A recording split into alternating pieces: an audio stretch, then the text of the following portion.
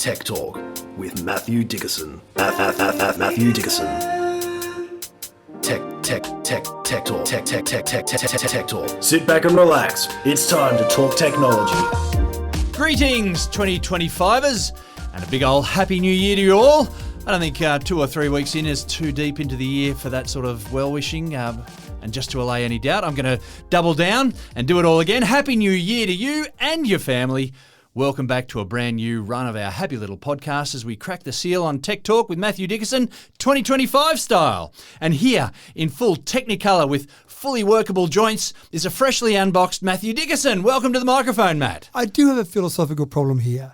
How long can you say Happy New Year for? And I've said that to people before, and they've said, oh, well, if I haven't seen you so far this year, then it's fair game, Happy New Year. And I said, so if you haven't seen me till June, is that okay? Oh, no, that's silly. Okay, that's so a thing, yeah. There's got to be a limit. So I get it. The first time I see you for the year, this is the first time we've seen each other. Happy New Year. First time we've talked to our listeners live, kind of. Happy New Year. But what about if it was February? What if it was March? There's got to be a cutoff. There's a cutoff. And I reckon, it starts to get awkward about 2 or 3 weeks in, I reckon. Yeah. So when people are listening to this, it's just getting that awkward stage, I think. But, I mean, Merry Christmas. Can you say Merry Christmas on Boxing Day? Oh, gee, what about if we are having our Christmas Day because the family can't make it together on Christmas Day? On Boxing Day, do we say Merry Boxing Day? So the day's gone. It's as soon as the day's finished, surely that's gone then. Yeah. And we start looking for... Oh, look, and people have Christmas in July celebrations. Do you show up and say Merry Christmas then? Oh, now you're confusing it. I'd say no. A flat no. So we need the International Standards Authority to come up with the number of days before you're allowed to stop saying Happy New Year. There's got to be a limit. We can't have it open-ended. There's got to be a limit, and we can attach an SI data unit too as well. It's not necessarily in days. We need that, definitely, yeah. So now I want to put my tail between my legs and run away. I've been humbled over Christmas. I did give you a present, the Power Up paper plane, which is obviously a powered plane. Thank you. I sense what's coming here. Yes, thank you. And the challenge was set to see who could fly it either the longest distance or the longest time, because they're a bit of a challenge to fly because it is a paper plane still. That's right. Yeah. But they're powered. So I took mine in my backyard, had the kids around. We gathered to send the message clearly to you that we were the superior paper planers, and we got a good run out of it. I think I did about a 19-second run, sent the video off to you proudly to say, take that, James, but you came back. The gauntlet was thrown down. Yes, look, I had the luxury of having access to a school playground, so we snuck over the back fence and we had a big open oval, and so, I was able to send my plane a good, I reckon nearly went 100 metres. Well, it wouldn't have been 100 metres, but, close to, and it was 27 seconds in the air. The 27, and we went out and we kept trying to beat the 27 seconds. But we found that it lost contact with my mobile phone pretty soon after launching. So we're running after this thing, trying to steer it, trying to do something with it. Trying to steer it was a challenge, wasn't it? Yeah. They were good fun. Yeah, a lot of fun. But a bit of the limitation, and I'm not putting this up as an excuse, but we did have a few trees around us, and I saw your video, and I think that was a secret. The lack of trees was certainly a secret. Oh, absolutely. There's less worry. Because I did have school buildings that I was worried about. I didn't want to have to climb up a building to get something off the roof. That's right. And the kids would have come back this year and said, look at this on the roof, we'll go and get that. Because it doesn't matter if the paper part of the plane got destroyed by a bit of rain. You could just get another bit of paper and fold a new one. So that was a lot of fun. So I'm glad you accepted the challenge. I'm not glad that you beat me. Thank you for the gift. Yeah. And look, I don't think it's over. It's really over. I reckon 27 seconds is only a start. I reckon this thing could go on forever. I know. I've been practicing. Don't worry. So, I just need to refine how I steer it and using the little paper rudder as well. Yeah. The steering was a challenge, wasn't it? But I reckon this could go for minutes, if not hours. Till the battery goes flat.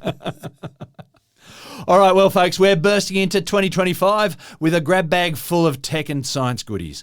For those of you who love an upgrade on a retro classic, we've got a story on how VW have souped up their Kombis for the next quarter of the 21st century. We've got a digital solution for all our listeners who suffer from motion sickness today, and in light of a minor social media storm in the teacup, we'll take a bit of a reality check on EVs as potential fire hazards. But more of that later. Let's get fitted out with our first story for the year. The hunt is on in 2025 for creative sources of energy supply, folks. Clever scientists have their eyes peeled, looking for how energy transfers and transforms within systems and where it is lost to the environment. Now, if we can just catch that energy in whatever form and convert it into electricity to be used once again, well, that, folks, that's efficiency in a nutshell. And Matt, all the heat we constantly shed from our bodies need go to waste no longer. And we do generate heat, obviously, and we're burning our food and creating all that heat. So can we do something with it?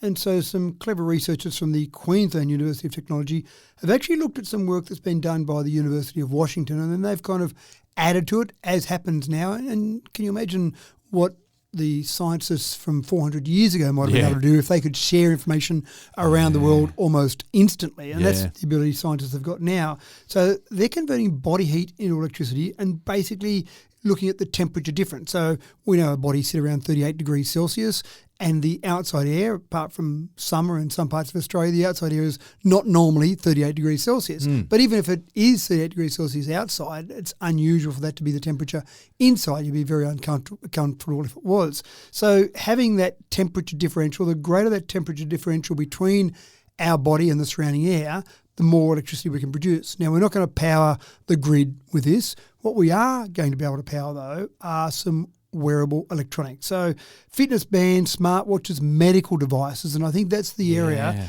that will really see some major changes. Small, low-power devices that would have had a battery otherwise.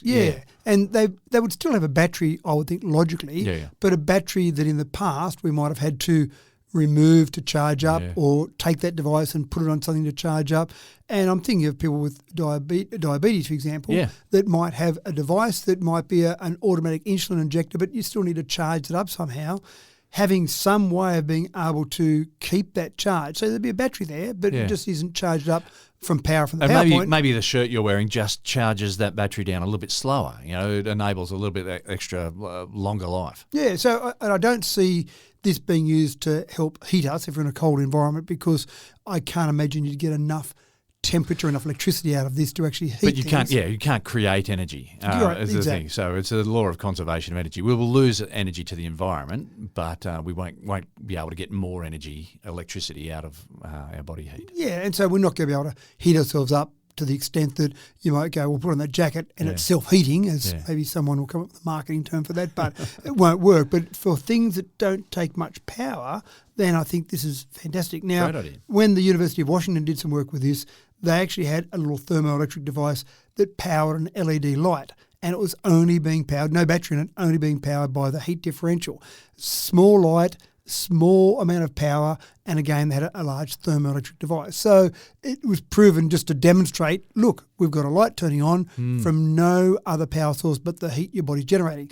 And coming back to that conservation of energy, people think, well, this is power for nothing, but our body's doing the work. Our body is taking the fuel. So you've got the food, that we've converted into energy to heat our bodies, and then our bodies are losing that heat, so we've got to catch some of that heat to turn it into electricity. Yeah, so very clever. And one of my things, I'll talk about at the end of the show, just a few of my predictions that I've got for this upcoming tech year.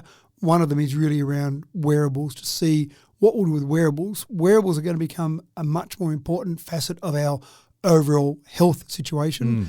And we're going to need power to do that. So rather than have a bunch of batteries and a bunch of recharging, something like this might be incredibly important.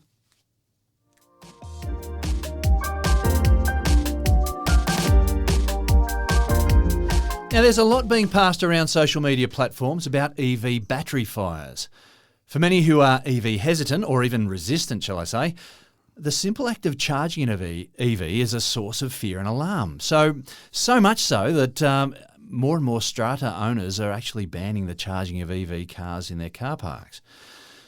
Matt, lithium-ion battery fires are really a challenge to put out. We know that, but just how dangerous is the act of charging EVs in reality? If Strata owners, and probably not Strata owners, the management team, the group that you have in terms of a Strata on a building, if they're going to ban EVs, they should be banning petrol cars, because it's just as likely that you have a petrol car fire as you do an electric vehicle fire. Now, the problem you mentioned there in terms of how hot a lithium-ion fire burns is an issue without a doubt, but just banning EVs because they saw something on the internet, which is, I'm sure it happens. Yeah, it's a paranoia that's being fed, isn't it? It is. And to give you some data to help back you up if you are in a situation where you can't charge your car in an underground car park, there are approximately 40 million EVs out there on the roads at the moment.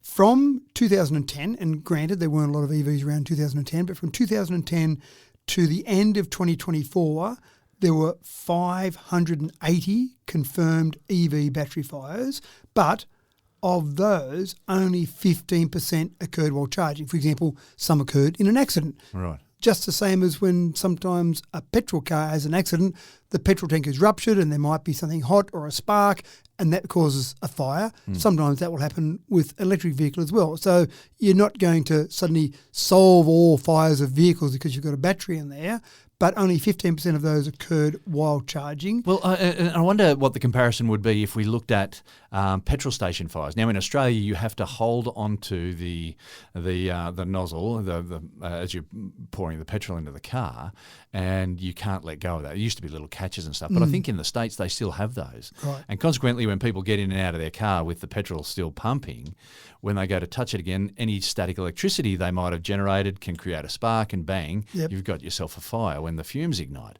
So I wonder how the number of EV fires compares to the number of petrol station fires. That's right. That occur in the States. And when you break that down, that means that over 14 years there have been and this is worldwide, 87 EV fires while charging. That's 6 a year worldwide. Worldwide, right. And I would love to investigate all 87 of those to see exactly the circumstances around those, what happened. A bit like you say with a petrol station fire, well, how did that happen? Well, the guy did this or had a problem with his door where it was jamming, and as he slammed it created a spark or whatever. There'd be some logical reasons to why those that's are happening. right. And so there'll be some sort of logic behind the fires in the EV chargers. And I wonder, what damage to the outlets or the plugs to the car themselves. And I don't have data to back it up, but certainly I've seen research to show that when you do have an accident, a petrol car accident versus a EV accident, you do often get fuel leakage. So you can have fuel leaking down the road, and then it doesn't take much for that to cause a fire. Now, again, granted, the EV fire will burn hotter and very difficult to put out. You can't just go and put some water on it. But a good petrol fire is hard to put out with a bit of water as well. If you've got a petrol fire that goes to a petrol tank, you could get an explosion. Now, you don't get an explosion with an EV fire, but you just get it burning hot for a long period of time. Yeah, and I've witnessed an LPG fire too in the back of a car as well. Wow. That was pretty frightening and very difficult for the people who were trying to handle that. But how many of these EV fires have occurred in Australia? Yeah, so you've only had ever 9 EV battery fires in Australia. Right. And 1 was when a car was charging. Right. So for people in a strata management situation to say, right, blanket, that's it, you can't charge your car, you can't have a charger, all the rest of it, because of this fear, again, it'd be like saying, I saw a plane accident, that's it, ground all planes. Yeah. Yes, plane accidents happen, but it's very unlikely, and we're much safer, as we all know, flying than we are driving. But again, it looks bad when we see a plane accident on a YouTube clip or on Facebook. Right. Same with an EV fire, it looks bad. But the other thing is EVs are still, you'd have to regard EVs as being new on the scene. Yeah, that's right. And new is scary. Yeah. And people see things with new and they go, well, I don't know or understand, therefore let's just not do it. So Fire and Rescue New South Wales has said that EV charging is better off to occur in open air spaces or in car parks with automatic sprinkler systems. Now, most underground car parks would have an automatic sprinkler system. So that kind of solves that problem. And what you're trying to stop is if that one fire happens in one car, then let's isolate it to there. And a sprinkler system would effectively do that because everywhere else in the car park would be wet. It would be unlikely for that to spread to everywhere else in the car park, for example. So it is, I suppose, a fear factor, but one that we probably need, as we talk about often on this podcast, some legislation. The National Construction Code doesn't require any upgrades at the moment, but maybe if there was something in the construction code and there was some legislation being talked about in New South Wales, a right to charge legislation. But after the 2023 election, there was a change of government and that tended to stall, or maybe a new government didn't have the same emphasis on that. But I think that would be relevant because I did see one story where someone was banned from charging her Tesla Model 3 just in a normal power point.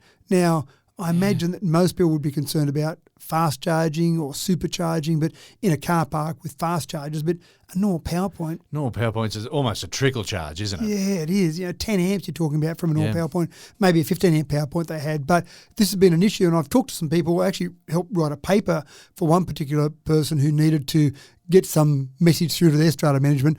They were not so much concerned about the fires in their car park, but the incredible cost of charging. Yeah. So they wanted to have separate metering set up for this particular person in the car park. Now you can imagine going to your electricity provider saying, I know you've got all the meters over there and on each unit in this apartment block, but now we want some metering downstairs attached to that one upstairs, and that sounds all too complicated. I mean, well, expensive too. So you can get that hooked up and then realise that you're really getting, you're charging this person an extra 40 cents a day or something. That's right. And I've done the calculation in my car, and I reckon it takes about $8. I use off-peak to charge, or you can use solar as well, but about $8 to fully charge. Fully charge. That's right. But we're talking about someone who's plugging in and giving themselves a 10%, 20% Correct. top That's up. Right. Yeah. So even if I had to fully charge every week, that would be maybe $8. But depending on what you're doing, I mean, that would be unlikely, you would think, for the amount there. So it's certainly something that we've got to get our heads wrapped around. It's certainly something that's a problem for some people. This is stopping some people from buying an electric vehicle because they want to work out where they can charge. And if they've got to go to a supercharger all the time and charge, well, it's a bit inconvenient. And one of the things I love about an electric vehicle is the convenience of charging up at home. I don't have to go to a petrol station. Fantastic. So it is a bit of a problem. But the other one that I thought was interesting is in the UK, there was a fire at Luton Airport, and this was, again, blamed on EVs, because obviously EVs would start every car park fire. When they actually finally did the research on that, they actually found a diesel car had started that one. But of course, no one talks about that because that's okay for a diesel car to start it. Yeah, and the way that information operates now is that we've got data, but then we've got the feels, and feels trumps data every time, unfortunately. So when the message gets out that that was an EV fire that started it, and someone else says, oh, hang on, no, I think it was diesel, can you check your facts? People go, yeah, but it feels like it was an EV that started it. And that's what's floating in the back of their mind. And the actual fact matters less. And this is a concern, I think. And sometimes the first headline is the one you remember. Bingo, yeah. And you don't normally see a headline that says, whoops, we got that wrong. It was actually a diesel fire. The retraction will occur on page 11 That's in right. the bottom left corner, yeah.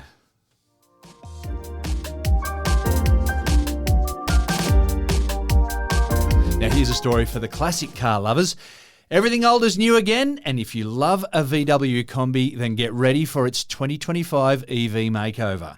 Volkswagen's new ID Buzz pays homage, shall I say with an accent, to the classic family bus of the 60s, the Come Surfers van of the 70s, the Come Hipster touring mode of the 2000s. 2025 ID Buzz has a slightly sleeker design than the Kombi, minus the rattly, oily engine, but Matt, it's still faithful to that classic retro Kombi feel. It still sounds funny when you say 2025. I keep forgetting we're in 2025 already. We've entered the next quarter of the 21st century. We have. So to be correct here, the good old Kombi was the VW Type 2. Their Beetle was their Type 1 vehicle, and then the Kombi was Type 2. Somewhere along the lines, marketers came up with the idea that Type 2 wasn't really that exciting to market a car with, so they came up with the Kombi name. Now, one of the stories I used to love about the Kombi, and I heard this from my brother. My brother owned a Kombi when he was older than me and I was growing up, and I used to be able to get in the Kombi every now and again, if I was really lucky and was a really good little brother. And the story was that as he drove around, he'd always give a wave to other Kombi drivers. And he told me the story that in the manual of Kombis, it said wave to other Kombi drivers. and that stuck in my mind. And I spoke. Always make sure you wave. That's right. That's in the rules. I spoke to other Kombi drivers who told me that absolutely this was in the manual, and I just accepted it as fact. A few years ago, I had to do a story, and I was going to use that. And went, I like to make sure that my stories are accurate.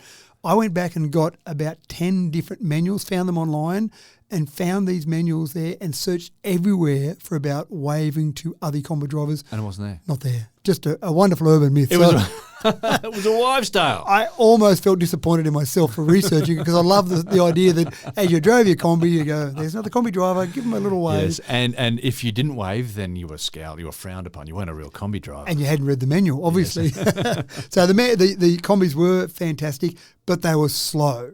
Now, the original Kombi that came out in 1949 produced all of 18 kilowatts.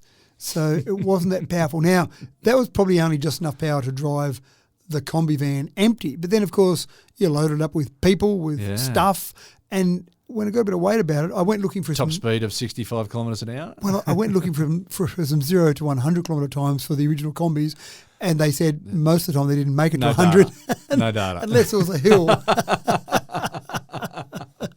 And so my brother found that he actually rolled one down a hill. Yeah, no, they weren't the most aerodynamic or stable sort of vehicles. Well, when we heard the story that our brother had rolled this, then we thought there was going to be an ugly scene with people in it, bounced around, and everyone got out alive and a few bruises and all the rest of it. But I reckon that was the fastest that Kombi van ever went, rolling down the hill. So my grandfather drove a Kombi from Sydney to London. So they put it on ferries and got it into Asia and Europe, drove through Afghanistan in the 60s there, and we got all the slideshow for that. But, it was quite an amazing feat. They were a resilient car. Volkswagens were always built to last. They were, and just a simple... Like a Meccano set.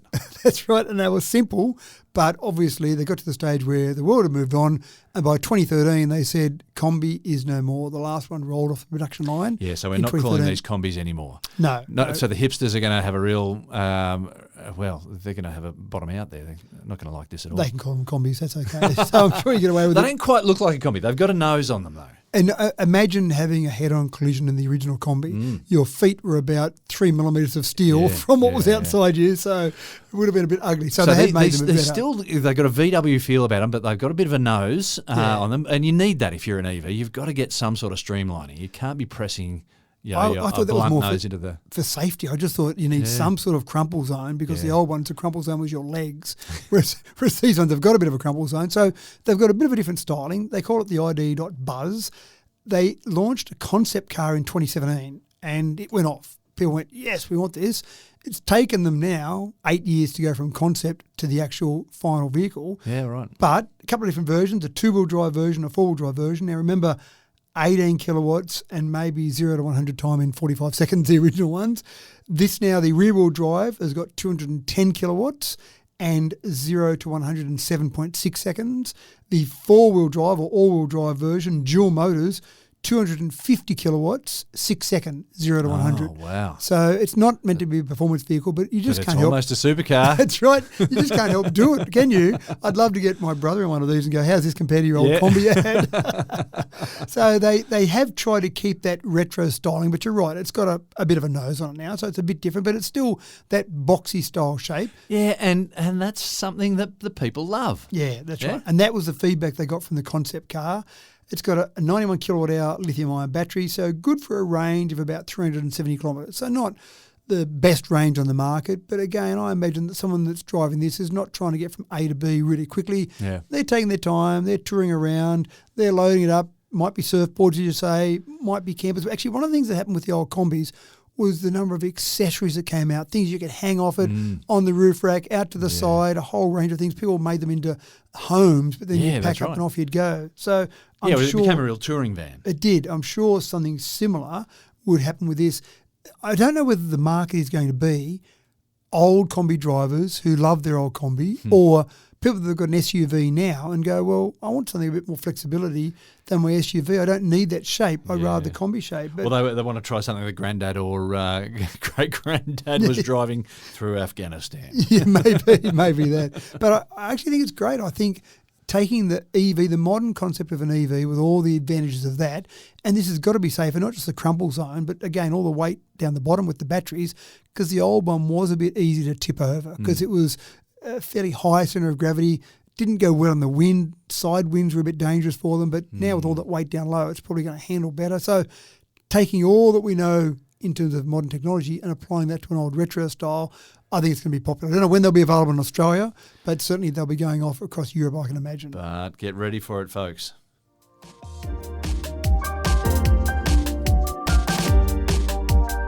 And you just cannot hold back progress, folks. In the world of gadgetry, things get faster and better as a habit, and HDMI connections are set to do just that.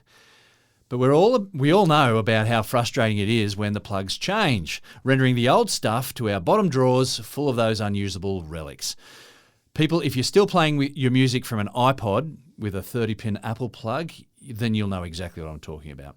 Matt, we cannot stop progress, but the bottom drawer is full. What's going to happen with HDMI 2.2? You're going to need a new cable. Ah! If you want to take advantage of all the new features. But yeah, right. at least it will be able to plug into the normal socket if you've got a cable now, HDMI 2.1, for example. So you're not going to get all the new advantages. And what are the new advantages?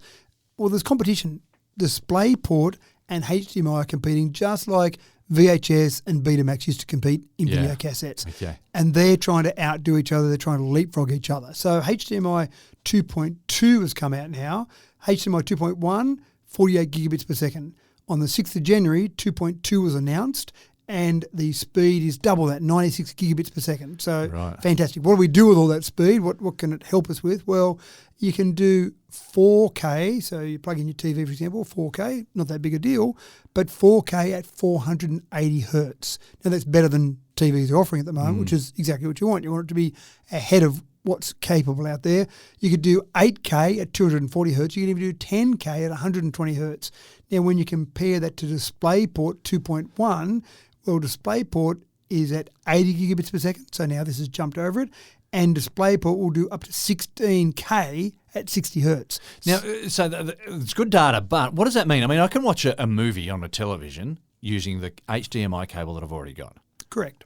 Now, when you go and buy a new device, it might be a new Apple TV, it might be a new streaming device, for example, then when you plug that in, it might be HDMI 2.2. Use your same cable, it'll still send that data at the limit of that cable. Yeah.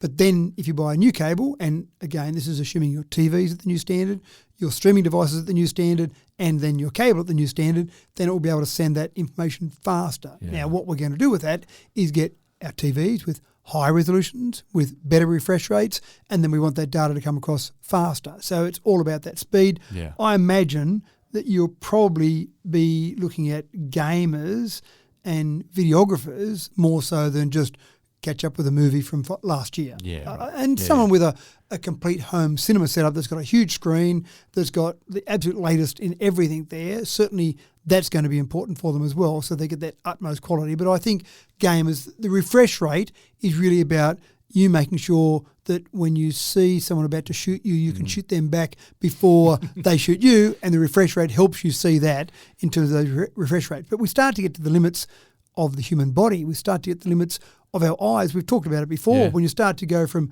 HD to 4K to 8K, it really only matters when you start getting a TV that's so big that the pixels become relevant, because when we sit there with a normal sized TV in the lounge room, our eyes just haven't got the resolution. Yeah. If we have a pet eagle, maybe they go, oh, I like that 8K TV better than the 4K with their superior eyesight. But with our eyesight, we're at the limitation. A bit the same with the refresh rate.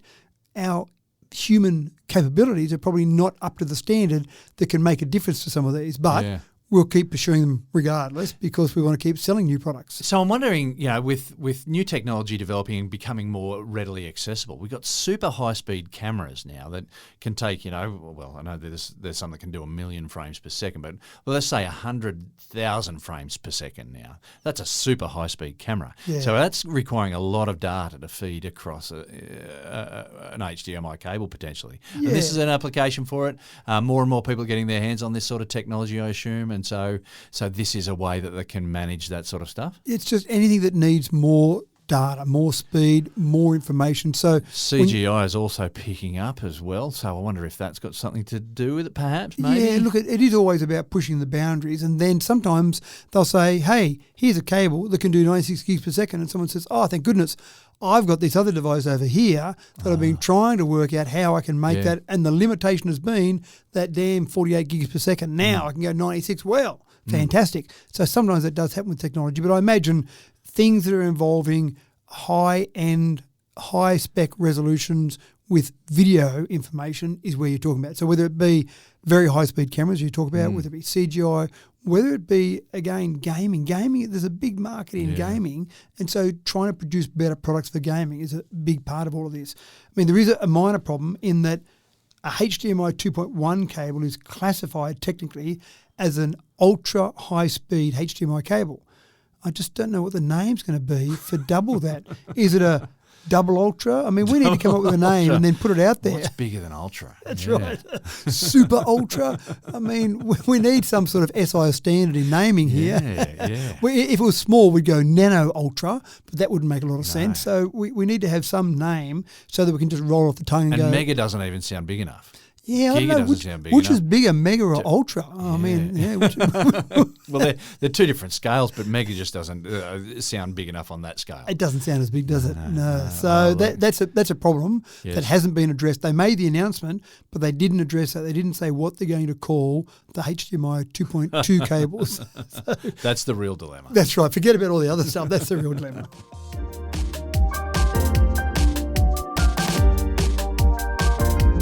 Here's your chance to grab a free copy of the latest Tech Talk compilation book in 3 easy steps. Step 1.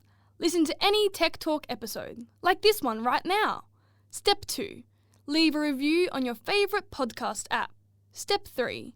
Email a screenshot of your review to freebook@techtalk.digital with your name and address.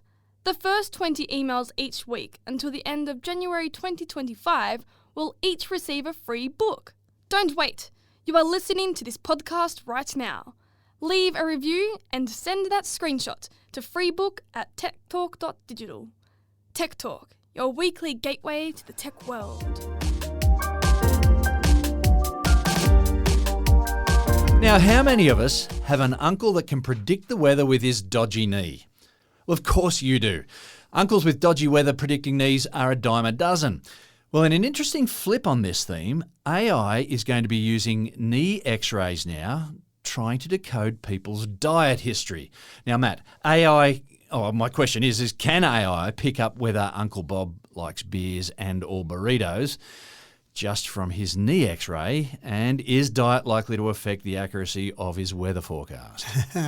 Well, I can't answer the second one. Okay. But I will answer the first one in that AI thinks it can, but I don't think it can. That talks a big game. It does. And so that's exactly what they did. They've been feeding information to AI just to see how it goes with what seems like random information to see if it can make sense of that. So they fed... But they've chosen the knee joint to x-ray. This is an interesting thing. Yeah, well, okay. Yeah. Why not? I don't know why. I guess it's one that gets worked a lot. Possibly. And I did think maybe... And so it needs to be fed, and it's going to be subject to things that you've put into your body. Well, correct, but they were trying to come up with something where they were seemingly not related, but maybe beer consumption and knee x-rays are related, because maybe if you drink too many beers, you end up with larger knee joints because it's carrying more weight around with that. But basically what they did was they said, we want to feed it ridiculous information and see what it comes up with, because humans, and it is a problem for researchers, but humans have worked out that correlation doesn't imply causation. Yeah. But AI doesn't get that. And so they looked at all these x-rays and they said you've got different x-ray models, or like the x-ray equipment. You've got different markers in different x-ray machines. You've got different time frames these x-rays were taken. So it might have been taken over several years.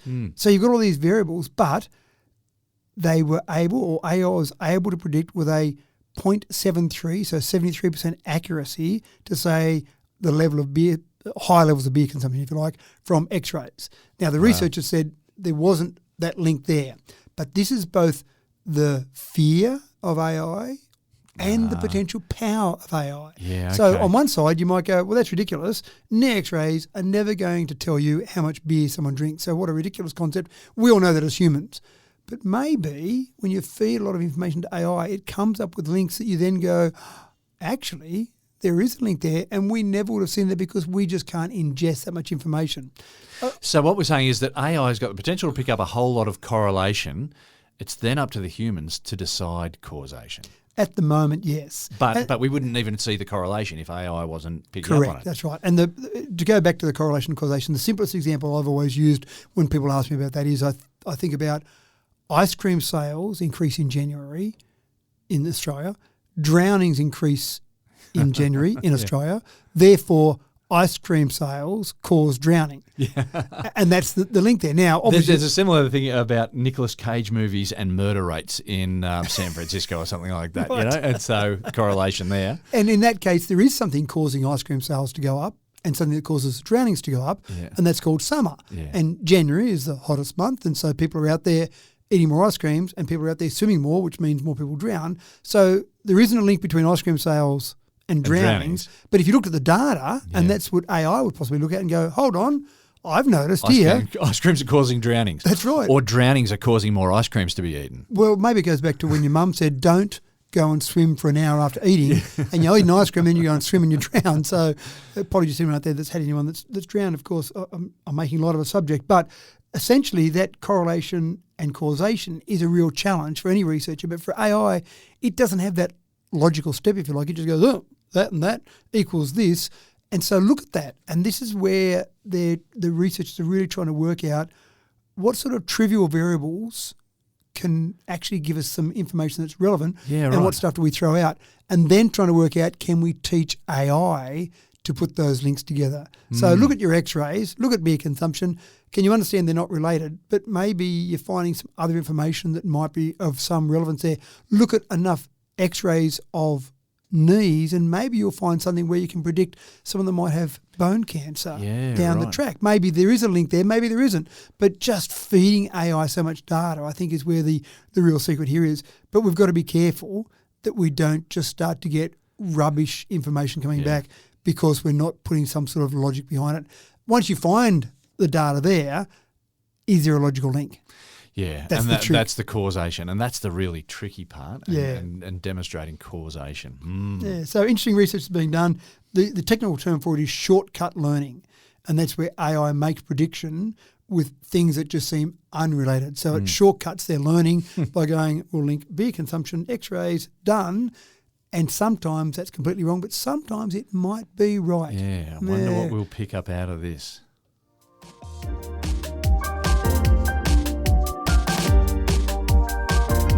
It's probably not something you've spent a lot of time considering, but do you have any idea just how many plastic research buoys, if you're listening in America, I'd say buoy, but research buoys are dropped into the ocean annually? And then what happens to them when they're no longer needed? Well, it may not surprise you that this aspect of ocean research hasn't been an entirely ecologically kosher practice up to this point. So, in a bid to make Antarctic ocean research a little more environmentally friendly, research buoys may be made from Tasmanian timber in the future. Matt, here's a much more sustainable alternative to adding to the great ocean garbage tip. I reckon there'd be some of those boys out there that will be researching how much rubbish there is in the ocean. And they're contributing to that. But thousands of plastic and fiberglass there's buoys. literally thousands of these things. Annually. And look, they're supposed to drift with the ocean currents and help us map things like the Great Ocean heat conveyor and whatnot. But thousands of these things. That's right. And they can be used for a whole range of different research. But I didn't think there'd be that many that we'd need to deploy each and every year. So you're right. They're plastic. That's not great. And they stay. They're made of things that are pretty hardy, like plastic and fiberglass. They'll stay there. And if they did start to break down, then they'll probably break down into microplastic, which isn't great in the ocean as well. So why not use timber? Timber naturally will break down. And I imagine that you've got some electronics in there still. So you've got a battery. That battery might last a couple of years, for example. You've got an antenna. You'd have some sort of circuit board. So there are things in there that still aren't going to break down. But I imagine that the whole idea here is that the timber, which is estimated to last about 10 years before it breaks down to the point where it's no longer of any use. It's not floating anymore. That breaks down. And then I imagine that the electronics that are in there sink to the bottom of the ocean, where presumably they're better than floating around on the top of the ocean. So it's not perfect. When I thought about it, okay, you don't have this buoy sitting around, floating around there, but you've still got the electronic part of it there, which isn't going to break down. But surely on the bottom of the ocean is better than sitting around on the top of the ocean. I guess. So and you've got less volume of this stuff anyway. Correct. Once that timber breaks down. So they've found Accoya wood. Never heard of Accoya wood, but ACCOYA. Accoya wood is known for its durability because it's out there exposed to the elements, but they're estimating in about 10 years they'll be able to get out of one of these buoys. They make them a bit like when you cut up an orange, and it basically then locks together like that. So you don't want to use a bunch of glues that then mightn't be good for the environment. So you put the electronics inside there, fold it all together, and off you go, launch your buoy. And then a couple of years later, the batteries run out, it's finished its job. 10 years later, that's broken down and it's down at the bottom of the ocean. So it's a good step forward because we want to keep getting this research. And I think probably now more than ever, things like ocean temperature, that's a pretty important one that we might want to keep a bit of a track of to see what's happening as our climate keeps changing. So good move, I think, by researchers. Yeah.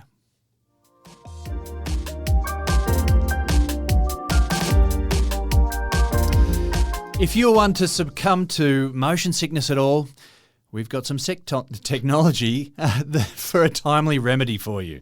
Now, motion sickness tends to result from times when the motion that your body feels isn't matched with what your eyes are seeing.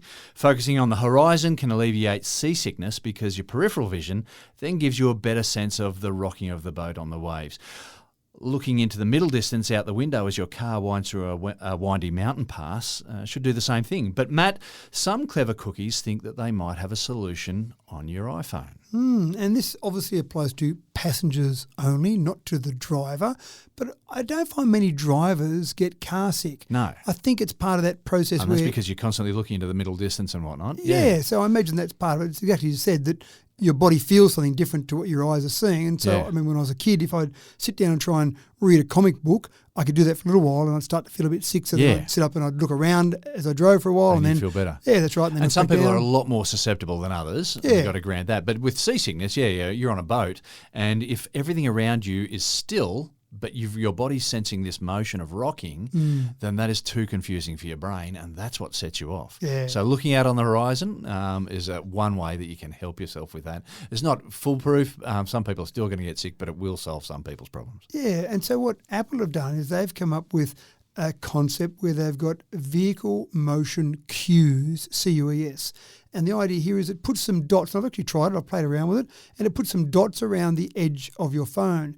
And as your phone moves, in other words, it's moving around a corner, accelerating, decelerating, those dots move in the same method as the car. So in other words, you're watching your phone screen. If you're just doing that normally, trying to read something or do some emails, whatever it might be on your phone, you're looking at something that's still, and again, your body knows you're moving.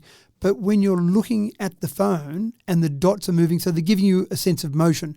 You go around a corner to the right, the dots move to the right. So your eyes go a bit across, the dots just catch your eye with the rest of the information It that's on only the screen. requires your peripheral vision, really, too. Not your focal vision, the one where you're trying to centre on things. So anything that's sort of happening there gives you that sense of motion. Correct, and that's exactly what it does. So you've got the normal screen with whatever you're doing on the screen, and the dots just appear down the side of the screen. So they're kind of over the top of what's on there, but they're just small. So they're just in the corner of your eye. Yeah. You're not looking at them per se, but they do. And I just tried it even just sitting at my desk and just moving the phone from side to side quickly, and you see those dots just move off to the side or up and down, simulating acceleration or deceleration. I haven't tried it in a car. I don't get car sick, so I'm not a good test subject to actually try it on. But I think obviously Apple's not going to launch a product like this until they've done a bit of research, and you can imagine the ad they would have put out. We need people that get car sick to come and test this.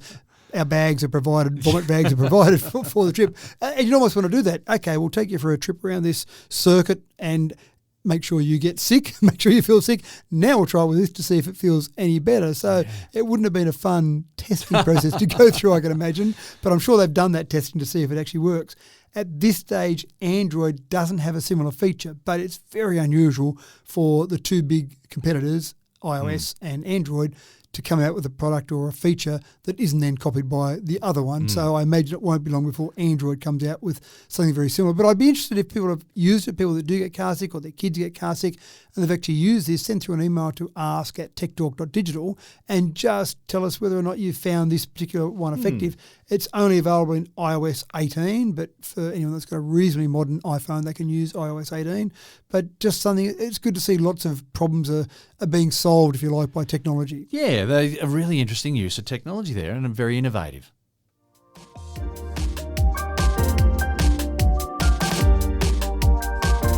Digital license plates became a thing back in 2018 overseas, but due to government restrictions, they still are yet to hit Australian shores. So they look pretty sleek from what I gather, but as you may guess, they've left a gaping hole for hackers to play for some meddlesome tricks. Is that right, Matt? It is right, but I want to go back and look at license plates a little bit. I like to get a bit of research done and a bit of history on different things, and this one piqued my interest. The first license plates appeared back in France in 1893. And there weren't many vehicles around in No, 1893. that's right. And so you can imagine they go, there's James's car and there's Matthew's car, because there would have been so few cars around, you would have known exactly who owned each car. But they thought maybe license plates are a good idea. And so Germany followed not long after. And then in 1900 in Australia, Victoria was the first state to adopt them, and then the UK, the US. Pretty much by 1910 across this nation we had license plates, and more importantly, prisons started manufacturing license plates. And that's been a practice that's happened around the world for, since 1910 essentially. So in Australia, overseas, prisons are the manufacturers of license plates. It's a good thing for prisoners to be involved in, to give them some work to do during the days, and something that I'm not sure why they chose that particular item, but it seems like a good, sensible one. But when we jump forward to now, as you said, license plates, digital in 2018, Michigan, California, Arizona, all started doing digital license plates. And I thought, is there any point? Like, it's not that big a deal about a license plate. It's not something you're changing on a daily basis. So I didn't think it was essential. And anyone who's trying to read a license plate just needs something that is clear and easily read. How do you enhance that digitally? Or is the digital purpose to put in some other nifty little animations and things that are happening around, which would be otherwise distracting? Well, they could be otherwise distracting, but I think that's one of the things they put forward. When they talk about digital license plates, and I read up some of those states in terms of what they were doing, they talk about the fact that it's easy when you change car registration. But again, that might happen every 3 or 4 years. So it's not that big a deal to undo a couple of screws and swap over number plates. Yeah. But anyway, that seems like an advantage. But you can also have other information on those plates. So, for example, if a car was stolen, it can display an alert. You can actually, get ready for it, and this is only in America surely, you can actually have advertising that appears on number plates. Yeah. So, and that becomes a distraction, I think. it does become a distraction, but that's one of the things that they do. So a car owner can actually make some money out of their license plates by having advertising there. Now, when you think about it, you don't need a license plate to be seen all the time. When you're going past a speed camera, when a police car wants to look at it, there's certain times you need it, but it doesn't matter most of the time. So having advertising on there is probably okay. But one of the concerns, of course, is that one company said that let's have a look to see if we can hack these number plates, these license plates, because obviously anything that's electronic, anything that's connected to the outside world has got the potential to be hacked. Yeah. So they did hack it. Now, one of the things they did say is we've been able to hack it, and we actually then displayed the license plate of hacked just to prove our point and just to show how clever we were.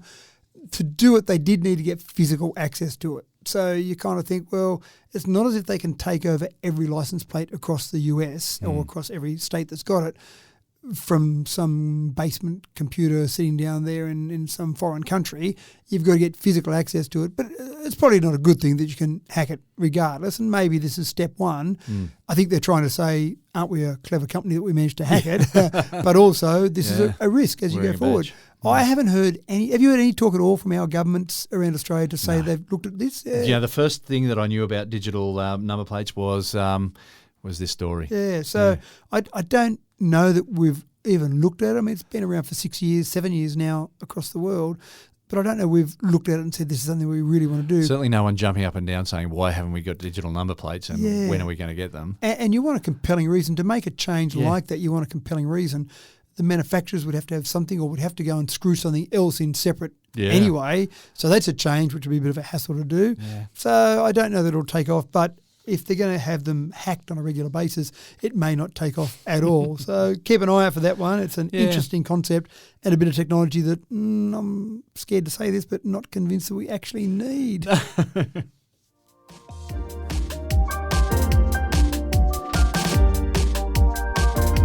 Now, you may have heard of a child's robot, and it's called Moxie. It's a bit of a toy here.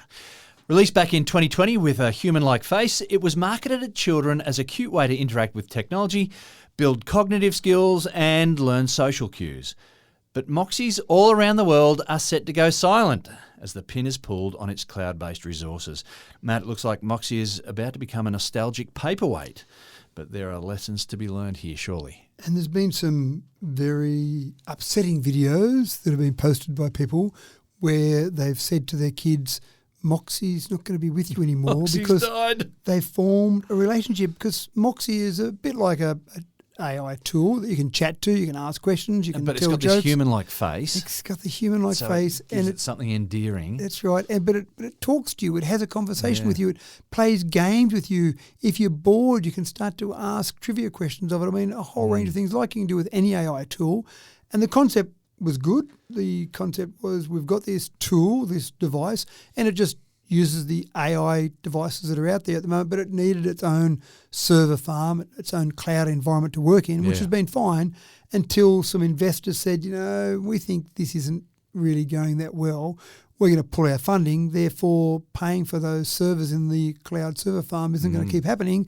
Therefore, Moxie is now a toy that sits there that's lifeless because you need that back-end environment. And so we've seen things before where it might have worked independent of any external connections, and then the external connections gave you some additional features. But every feature it had was via a link to the outside world. Right. So parents big have lesson to be learned there. That's right. Parents have been saying to their kids, sorry, Moxie's going to be no more, say goodbye, give it a hug. And how do you explain to a kid? Or at least Moxie will be there, he just won't talk to you. He won't talk to you anymore, that's right. Can we keep grandma the same, keep her in the lounge room because she's so lovely? So, and this is the challenge, explain to a child about your dog dying or your grandparent dying or Moxie dying in inverted commas. That's all a bit of a challenge. And I don't know that just explaining that the connection's gone but the physical body's still there is the right way to explain And it's death. really, it was a toy marketed to younger kids, Oh, 5-year-olds and absolutely. whatnot. So, yeah. Yeah. So some people have gone from the age of 5, maybe starting school, maybe they're getting through to the end of primary school now and they're ready to retire Moxie. Moxie, How am I going to do my homework now? I haven't got Moxie there to ask some of these hard questions of. So it's a bit of a thing. I remember seeing Spotify, we did talk about it, the car thing, and that was that little hardware product that basically allowed you to access Spotify from the car, a bit like a radio, but it needed an external connection, and they brought that out and a bunch of fanfare, and they then said, no, it's not working so well, so they made that obsolete. So you do get various products sometimes that come out and they need that external connection, and then it's gone, and that device is just an expensive bit of technology sitting in the cupboard. A new maybe. paperweight. So anyway, sad to see all those kids out there with Moxie. There'll be something else that'll come along and replace it, I'm sure. But maybe just go and talk to And ChatGPT in the with the meantime. lessons that we've learned from Moxie, thank you, Moxie, for your efforts. Yeah, exactly right. And that stumps for today, folks. The umpires have pocketed the bails, and it's time to head back to the change rooms while the groundsman drags out the covers. Nice start to the year, Matt. Yeah, thank you. And I'm just going to give you a quick little couple of predictions for the year. I have this silly thing I do. I make a New Year's resolution every year to say I'm not going to write one of my columns on predictions for the new year because it's just so hard with technology to get it right. And the stat shows that about 80% of New Year's resolutions fail before February.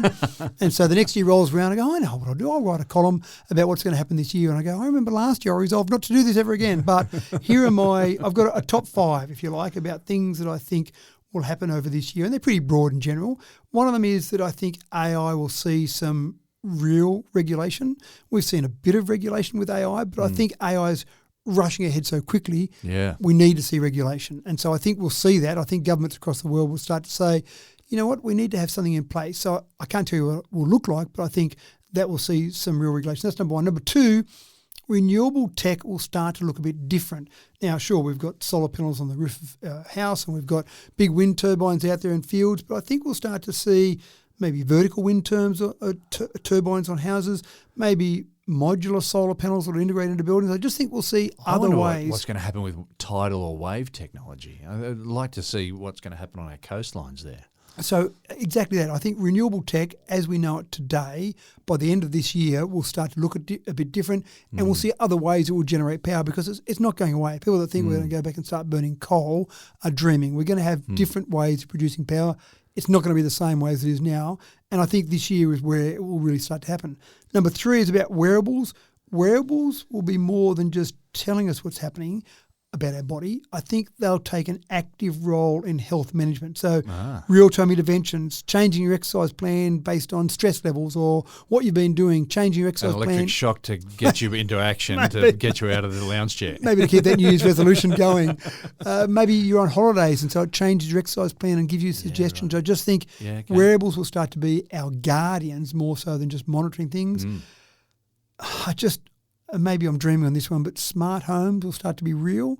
The house we're sitting in right now, where the studio is, was built 25 years ago, and I built it with a whole concept with a bunch of relays. It's clippable C-bus is what I used, a bunch of relays you control electronically.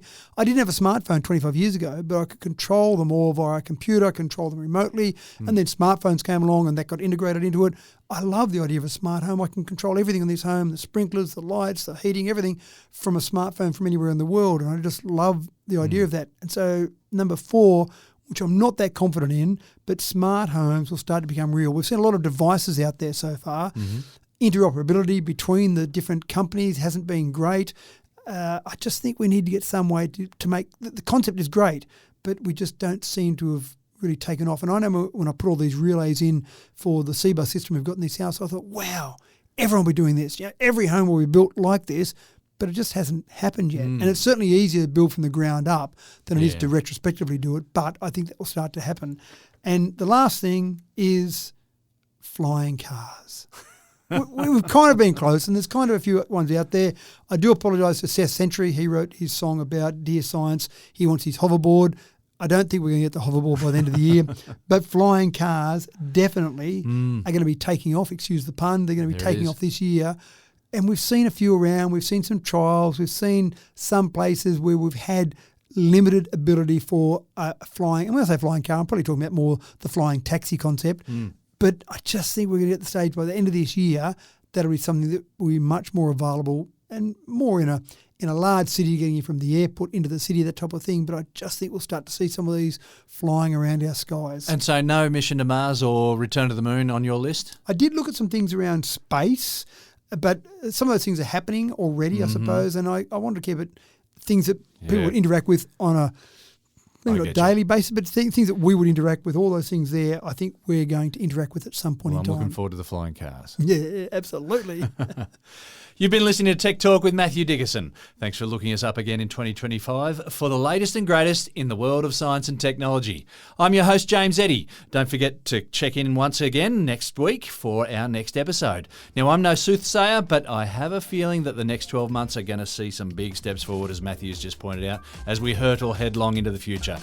And, of course, you'll always get the good oil right here. See you again next week.